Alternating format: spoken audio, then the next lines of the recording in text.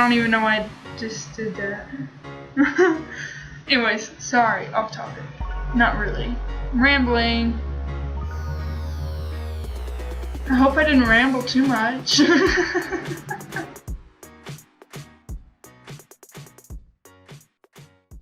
Hey guys! Okay, so I know it's been a really long time. I said I was going to do videos for all of the GED tests, and it's been 2-3 weeks? I don't know, I might be wrong. But I'm sorry, things was happening, but I'm back, and now we can continue.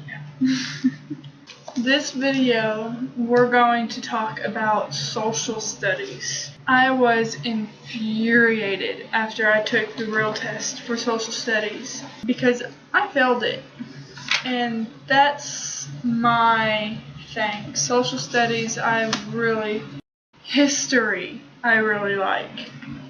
So, first tip, do not confuse history for social studies because they're not the same thing.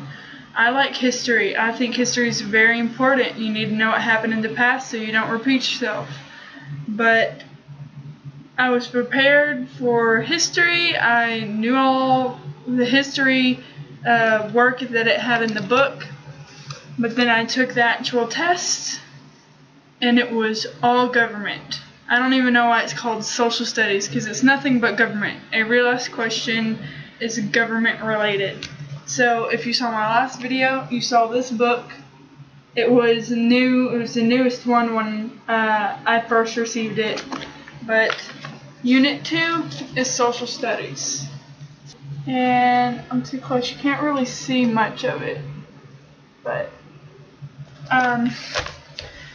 like I was saying, it's really important to remember that this is not history. It's not going to ask you what date did this war happen, who won this battle. There were 1 or 2, maybe 3 questions that had a graph. In particular, it was talking about the Berlin Wall.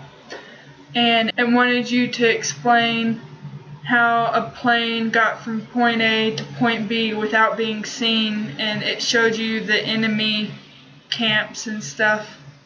But that was really it when it came to history and war history, I suppose.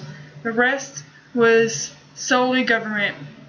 They want to know how many branches of government there are. They want to know what everyone in those branches does. Both the president and the vice president dies, what happens.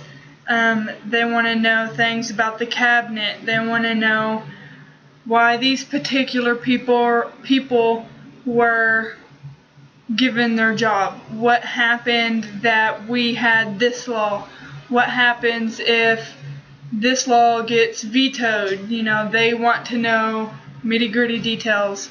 They want to know why things got started and what good they are, pretty much.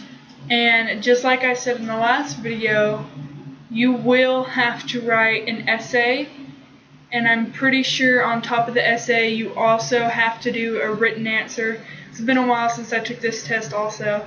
Let me tell you, if you fail it the first time, just like I said in the last video, don't freak out because at least you know what to expect. And I knew better what to study after I failed it the first time. I failed it miserably because government's not my thing. I don't like government. It's complicated and complex and, you know, government. When I went back and took it my second time, I was 3 points away from receiving honors. I blew it out of the water, okay? So don't forget, if you fail it, you know what you need to look for next time, and you'll get it in the bag, no problem. The social studies test is 90 minutes long, given in one session, so you don't get a break during this test like you do in the language arts. And the same thing as language arts, there's multiple choice, fill in the blank, and drop down, so practice working with a computer because you have to drag and drop your answers in some of these. And one extended response. In my test, I don't remember if it was the first or second one, but I did get It was either a response or the essay where it talked about black rights when they were first starting to get their rights and what was acceptable and what wasn't. And sometimes stuff like that's really hard to write about. This wasn't on the test. I think this was the essay I had in my class, but if not, it was on the one of the two out of the social studies test I took, was about people stomping on the flag. And that's a hard thing to write about too, because even though in the particular article I read, it explained how it is, technically speaking, freedom of speech and you're allowed to do that, it's hard to watch if you don't even necessarily have to be patriotic. You know, it stands for many different things to many different people. It doesn't matter where you stand on the subject, whether you do or don't like a certain race or whether you do or don't like a certain flag. You have to write what is correct in an article based on facts. So they do not want your opinion. It doesn't matter who you are and how good your argument is. If they say by law you're allowed to step on the American flag and you write, no you can't, you failed it. So it sucks sometimes, but you gotta suck it up and do what it wants and then move on, and you never have to worry about it again. The content for the social studies test is 50% civics and government, 20% U.S. history, which I think is a lie because I had like 1 or 2 questions that was U.S. history.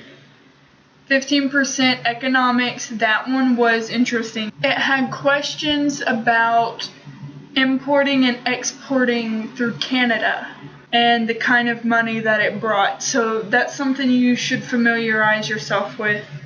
And then 15% geography of the world, which would have been the questions that it wanted you to answer about the Berlin Wall, I'm sure.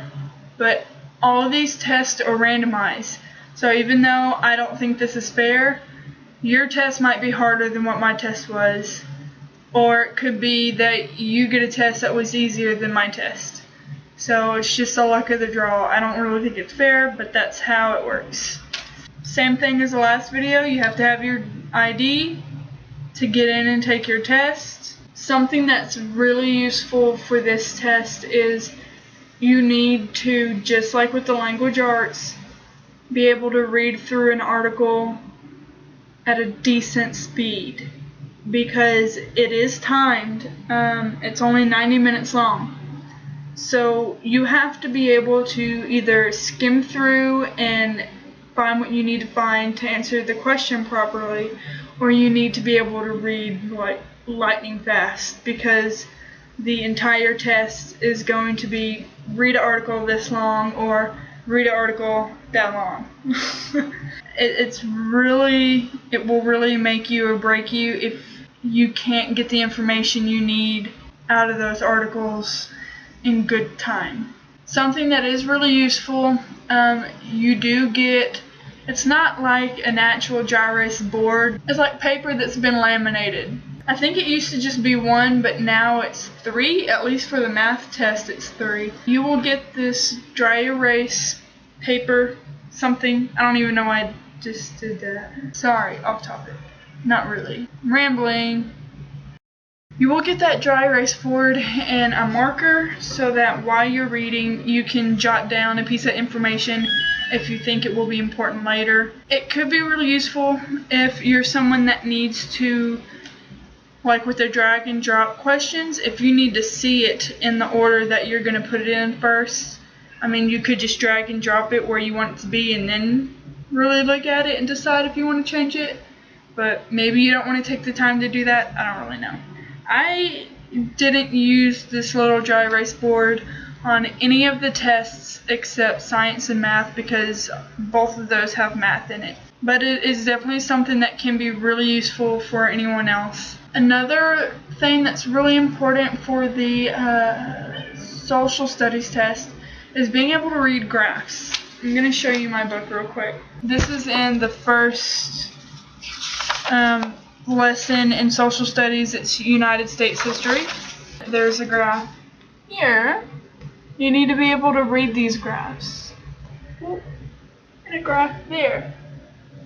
So, I know it sounds stupid. Oh, who can't read a graph? Well, there are people that have issues with graphs, and even then, I've come across some graphs while in my GED classes that I've never seen before, and it really throws you off when you see something that, because I mean, most of us that are in GED classes aren't fresh out of school. Me personally, my last grade completely completed was 8th grade. I did all of my 9th grade level stuff except for math. So I was doing 10th grade stuff, but I never finished my 9th grade math, so I only technically finished 8th grade. That's really surprising. You go through up to 8 grades or 10 grades, and you see a graph that you've never seen before. It'll throw you off. Something that I don't think I said in my last video is, even though this is the official GED book, it's been published, it's been reviewed, but even then there's always going to be some questions that in the book are not right. There has been a few times in my class where hey, Miss So-and-so, Mr. So-and-so, it says the answer is this, but there's no way that could be right. Now, sometimes they just phrase the question really tricky and they're trying to get you, and they probably did, because that happened to me. But other times, the answers to all the questions are in the back of the book. And sometimes those answer keys are wrong. So bring it to your teacher's attention if you're going to be in a class, because last thing you want to do is start answering questions wrong. Because that'll mess you up. You all know that. You're all big kids. So I think that's it for this video. I explained a lot more in my first video. I don't even remember what it was called now. How to pass your GED RLA, which is Reading Through Language Arts. In that video, I went into a lot more detail of the steps you have to take to get in classes, set up your myged.com, and taking your test, what you need to take your test, and what to expect. So if you want more of that, go back to my first video and watch it there. So I hope I didn't ramble too much. If this video is helpful to you, please leave a like. I'm the person that never leaves a like, so I started doing that since I started making videos. So please, if this was helpful for you, leave a like. If you have any questions that I didn't get to, or if I said something and then contradicted myself later in the video, let me know, because I'm ADHD. So yeah, like, subscribe, and comment if need be. Peace out, home biscuit skillets. Memories. Middle school.